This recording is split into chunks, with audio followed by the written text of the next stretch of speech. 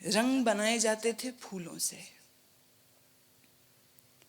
फूल की पंखुड़ियों को रगड़ के, पीली पंखुड़ियां रगड़ के, सुखा के, इस रस को धूप में सुखाए जाते और फिर उससे तैयार होते पीला रंग। गुलाब की पंखुड़ियां मसल के रखी जाती, सुखाई जाती, पीसी जाती, छानी जाती, इससे बनता लाल रंग। कुछ फूल ऐसे हैं जिनको तुम जल में रख दो, पानी में रख दो, तो कुछ देर बाद वो अपना रंग छोड़ने लग जाते हैं। ऐसे प्राकृतिक रंगों के साथ फाग खेला जाता था, होली खेली जाती थी। सुंदर थी, ये भी सुंदर थी। पर आज जिन रंगों के साथ लोग खेलते हैं वो रंग कम और केमिकल ज्यादा होते हैं। बदन पे लग जाए स्किन एलर्जी हो जाए, आंख में गिर जाए आंख फूट जाए।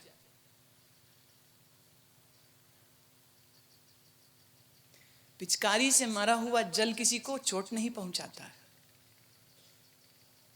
जिस होली को कृष्ण खेलते थे गोपियों के संग, उस होली में पिचकारी भी थी, बिल्कुल था, रंग भी था, बिल्कुल था। लेकिन ये पिचकारी की धार शायद 1 फुट से भी ज्यादा दूर तक नहीं जाती और मीठी फुहार निकलती। तो मीठी फुहार बारिश की बूंदों की तरह बदन पर लगती, बदन को गुदगुदा देती। आज की होली तो बड़ी खतरनाक है। गुब्बारों में भरे जाते हैं और गुब्बारे जब मारे जाते हैं तो फिर वो गुब्बारे नहीं, बम के गोले हो जाते हैं। दूसरे को कष्ट देने के लिए, दूसरे को परेशान करने के लिए ऐसी ऐसी चीजों को उपयोग कर लेते हैं। कालिख पोत दी, कीचड़ लगा दिया, गोबर उठा के मार दिया, ये होली है। समझदार लोग इस तरह की होली नहीं खेलते। प्रेमी हो, प्रेम का समूह हो, प्रेमी हो, प्रेम का समूह हो, तो फिर प्राकृतिक रंगों से, पानी से, जल से खेली जा सकती होली। कृष्ण खेलते थे, वृंदावन में आज भी खेली जाती, आज भी खेली जाती। लेकिन मैं जिस होली की बात कर रही हूं, इस होली के लिए बाहरी किसी ऋतु की इंतजार नहीं, बाहरी किसी मौसम की इंतजार नहीं, कैलेंडर की किसी डेट की इंतजार नहीं। हद तो ये आज ही के लिए मेरे लोगों ने देखा, बोले 9 की है, अच्छा ठीक है 9 की है तो 9 को रखो सत्संग, 9 को रख लिया। बाद में मालूम बोले नहीं 10 की है। मैंने कहा हमारी तरफ से 11 की हो, हम तो 9 ही को करेंगे। तुम्हारी कब होती कब नहीं होती मुझे उससे कुछ लेना देना नहीं, उससे मुझे कुछ लेना देना नहीं। हमारी होली तो बस यूं तो सारा साल ही चलती है, पर चलो बाहरी रूप से एक बहाने के रूप से कि तुम आ सको, बैठ सको, बात कर सको, मिल सको, तो बहाना है बस, और कुछ नहीं। ऐसे ही बाहरी तीज त्योहारों से मुझको कुछ लेना देना नहीं है। बहाने हैं कि तुम मिल सको, तुम बात कर सको, पर करने लायक हालात रखो तो ना, नहीं रखोगे तो नहीं होगा। होली कीनी संत सेव। कैसी होली करता हूं मैं? संत की सेवा की होली करता। जब मैं प्रीति पूर्वक सदगुरु के द्वार पे जाके सेवा करता हूं अपने हाथ से, तो ये क्या है? ये होली है। कब होगी होली? बोले जब सेवा में जुट जाएं तभी होली हो गई। गुरु सेवो कर नमस्कार, अपने सदगुरु को नमस्कार करूं पहले और फिर उसकी सेवा में जुट जाऊं। सेवा 3 प्रकार से होती, मैंने बहुत बार कहा, तन से, मन से, धन से। सेवा 3 तरह से की जा सकती है, पर जैसी भी सेवा मिले, सेवा करके मैं आनंदित होता हूं। और फिर एक बात इसमें मैं जरूर जोड़ देना चाहती हूं, सेवा वो होती है जिसको करके आप सद्गुरु की प्रसन्नता लो। प्रसन्नता लेना सीखो। तुम प्रसन्नता लेना नहीं सीखते हो।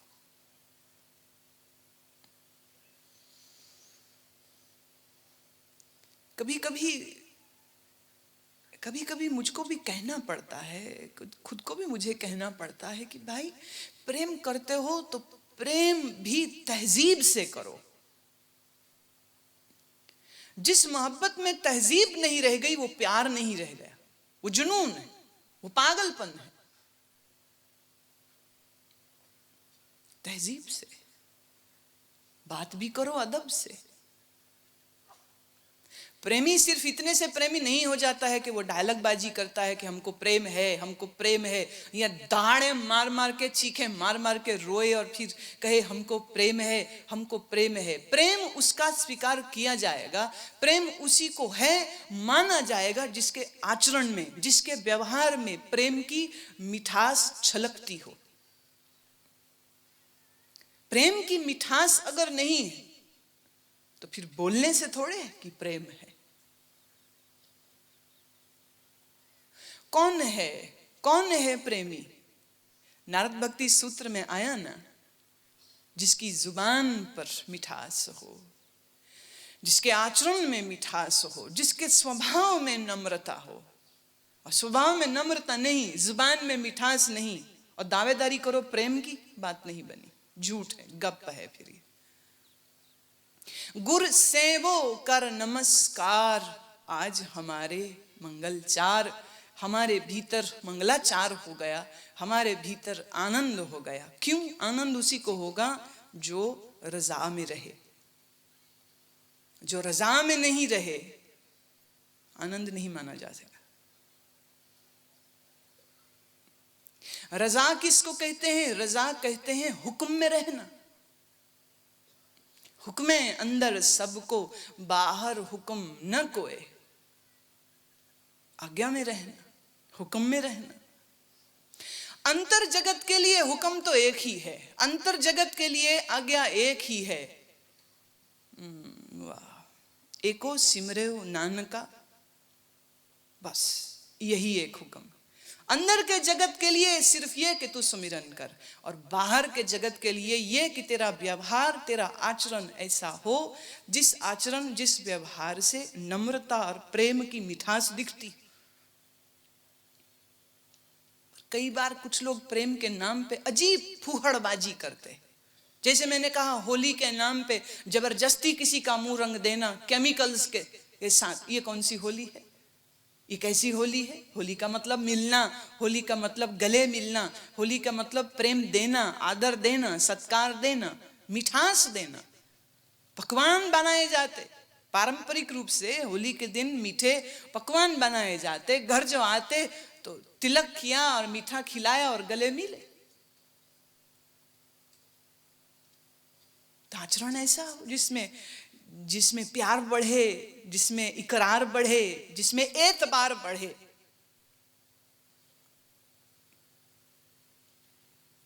ऐसे ही बहुत लोग हैं जो मेरे से प्रेम करने का दावा तो करते हैं पर मेरी बात सुनने को तैयार नहीं। दावा करते हैं आपसे प्रेम है पर प्रेम का व्यवहार नहीं जानते, प्रेम का आचरण नहीं जानते। चिढ़ होती है, ये कैसा प्रेम? नाटक है ये तो। फिर गुरु सेवो कर नमस्कार। पहली बात तो पहले सीख ले, और वो पहली बात कहती है आज्ञा में रहना सीख। कैसे शिष्य होंगे वो, कैसे शिष्य होंगे वो? अजीब ही शिष्य होंगे वो, बहुत कमाल के शिष्य होंगे वो, जो शिष्य गुरु की आज्ञा पर अपना आप भी कुर्बान कर देते थे। कि राजा जनक कह देते हैं, सुखदेव मुनि खड़े रहो बाहर, द्वार पे रहो, मिल लेंगे। 1 घंटा नहीं, 2 घंटे नहीं, 4 घंटे नहीं, 10 घंटे नहीं, 15 दिनों तक सुखदेव मुनि उसी जगह पे खड़े रहे। न खाने को गए, न पीने को गए, न सोने को गए। 15 दिनों तक। अब कह दिया गुरु ने 15 दिन बाद मिलूंगा, तो 15 दिन बाद मिलूंगा। आया है इच्छा से याचक बनके, भिक्षुक बनके ज्ञान लेने, तो सदगुरु से ज्ञान लेना है तो सदगुरु की मर्जी से तो चलना ही होगा, सदगुरु की आज्ञा में तो रहना ही होगा। खड़े हैं सुखदेव मुनि। चौथा दिन बीता, जनक पूछते अपने सेवादारों से, अपने नौकरों से, अपने परिचायकों से, चला गया क्या वो महात्मा? बोले ना, अभी है, अभी है राजन, वो अभी भी खड़ा। कहते अच्छा ऐसा करो, महल का कूड़ा उसके इर्द गिर्द फेंकना शुरू कर दो। जो कूड़ा कबाड़ा निकलता है घर के महल की रसोई से या सफाई करने के बाद, जो कूड़ा करकट गर्दा निकले, वो सब गर्दा वहीं पे जाके फेंको जहां वो खड़ा। भगाओ इसको। कूड़े करकट फेंके जा रहे। और सुखदेव मुनि कौन है? सुखदेव मुनि ऋषि वेद व्यास के पुत्र हैं। कृष्ण द्वापायन वेद व्यास के सुपुत्र हैं। त्यागी हैं, बैरागी हैं, पर ज्ञान की इच्छा के लिए राजा जनक के पास आए। जनक ग्रस्त हैं और सुखदेव जी त्यागी हैं। जनक बाल बच्चेदार हैं, सुखदेव जी ब्रह्मचारी हैं। पर चूंकि पिता ने कहा, वेदव्यास ने कहा कि जाओ, तुम्हें ब्रह्म ज्ञान अगर कोई दे सकता है तो वो राजा जनक, विदेह मुक्त राजा जनक, जा उसको प्रसन्न कर, उसकी सेवा में उपस्थित हो। अगर वो अंगीकार कर लेंगे, अगर वो स्वीकार कर लेंगे, तो सुखदेव तेरे जन्म जन्मांतर के बंधन टूट जाएंगे। तू उन्हीं के शरण में चला जा, तो उन्हीं के समीप चला जा। महाविद्वान वेदव्यास का पुत्र सुखदेव फिर चला गया, फिर द्वार पे खड़ा हो गया। और जनक मिलते भी नहीं, जनक मिलते भी नहीं। वो कहते रुको, इंतजार करो, मिल लेंगे, मिल लेंगे, जल्दी क्या है, मिल लेंगे। अब वो खड़े, और वो खड़े 15 दिनों तक। तुम तो 15 मिनट नहीं रुकते हो, तो फिर सही भी है, तुम 15 मिनट नहीं रुक सकते हो, इसलिए तो तुम सुखदेव नहीं हो सकता। सुखदेव के चरणों की धूल भी नहीं हो सकते हो, धूल भी नहीं। सुखदेव तो बहुत दूर की बात है। गुरु कहता रुक तो रुक, गुरु कहता टिक तो टिक गए, गुरु कहता मौन रहे तो मौन हो गए। 15 दिनों तक के इंतजार के बाद फिर जनक मिलते। फिर सुखदेव से पूछते, अच्छा कैसे आए हो? मतलब इतना भी पूछने के लिए वो 15 दिन लगा रहे।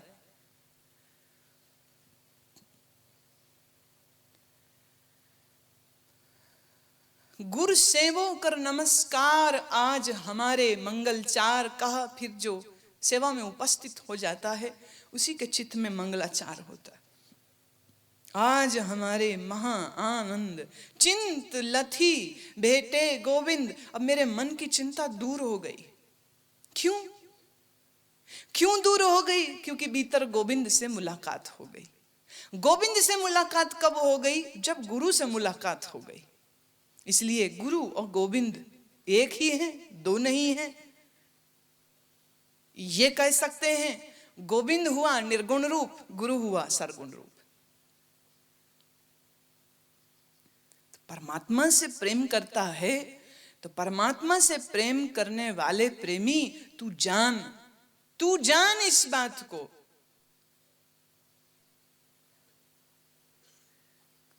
सदगुरु के साथ प्रेम करना सीख, क्योंकि अगर तू वो नहीं कर पाया तो भीतर का जगत तो बड़ा रहस्यमय, बड़ा रहस्यमय।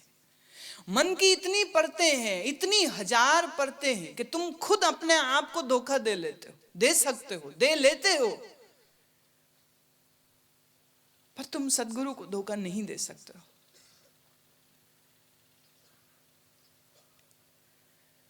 मन तन मौल्यो अत अनूप, सूके नहीं छाव धूप। बाहर फल फूल खिलते हैं, धूप तेज हो जाए मुरझा जाते हैं। प्रकृति एक अपने ही नियमों से चलती है, प्रकृति अपने ही नियमों से चलती, तुम उन नियमों को बदल नहीं सकते। जैसे तुम बीज डालो किसी फूल के, तो बीज डालने से पहले भी ये पूछना होगा कि इसकी ऋतु है, ये बीज क्या इन ऋतुओं में डाले जा सकते हैं?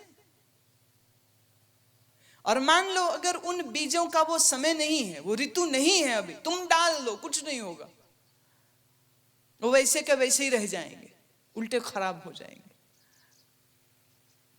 तो गुलाब तुमको बोना है तो तुम्हें इंतजार करना होगा मार्च का, तुमको इंतजार करना होगा नवंबर के पहले हफ्ते का। जब वो समय आए, जब वो ऋतु आए, तो फिर जमीन को उस हिसाब से तैयार करो, मिट्टी को तैयार करो, डालो उसमें रेत, गोबर खाद डालो, उसमें नीम की पत्ती डालो, उसमें सब सामान खूब मिलाओ और तैयार करो पहले जमीन को, फिर बीज डाला जाता है। फूल तो सब चाहते हैं, पर मिट्टी तैयार कोई नहीं करना चाहता। फूल तो सब देखना चाहते हैं, पर ऋतु की इंतजार कोई नहीं करना चाहता। पर मैं फिर कह दूं, जैसे बाहर ऋतु न हो और मिट्टी तैयार न हो तो बीज खिलते नहीं हैं, ऐसे ही तुम्हारे मन में ध्यान का बीज डाला जा सके, उसके लिए मन की जमीन को तैयार करना जरूरी है। तुम्हारे मन में परमात्मा का प्रेम का बीज डाला जा सके, उसके लिए गुरु को भी इंतजार करनी पड़ती है। अब जैसे मैं मान लो मैं चाहूं कि नहीं जी मुझको तो इसी महीने में फूल चाहिए। पिछले दिनों स्पेन से एक प्रेमी ने बीज मंगवा के दिए। मैंने तुरंत माली को बुलाया, मैंने कहा लो डालो। उसने देखा, स्पेनिश में लिख रखे थे इंस्ट्रक्शंस, तो स्पेनिश तो हम पढ़ना जानते नहीं, तो कैसे जाने कि क्या है इस पे लिखा। लेकिन फूल की तस्वीर हर पैकेट पर थी, जिसमें बीज पड़े थे, हर पैकेट में फोटो भी है उन बीजों की। बीजों की मतलब बीजों से जो फूल निकलेगा उस फूल की तस्वीर।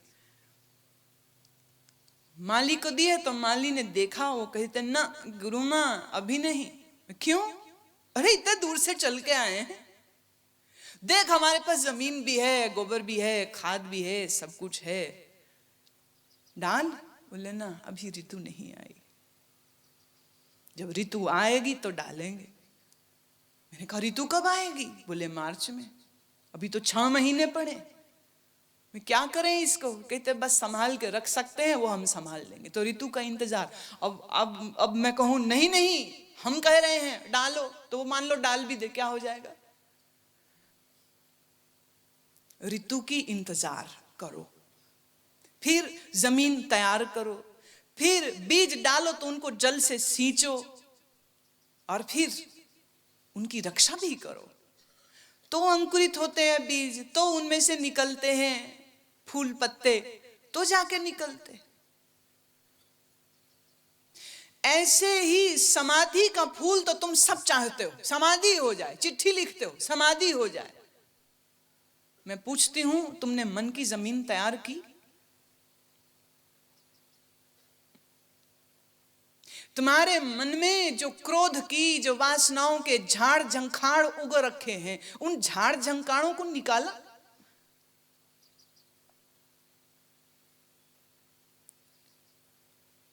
और जो तुमने अपने चित्त में क्रोध के रोड़े, क्रोध के कंकड़ दबा रखे, कंकड़ों वाली जमीन पे गुलाब नहीं उगा करते।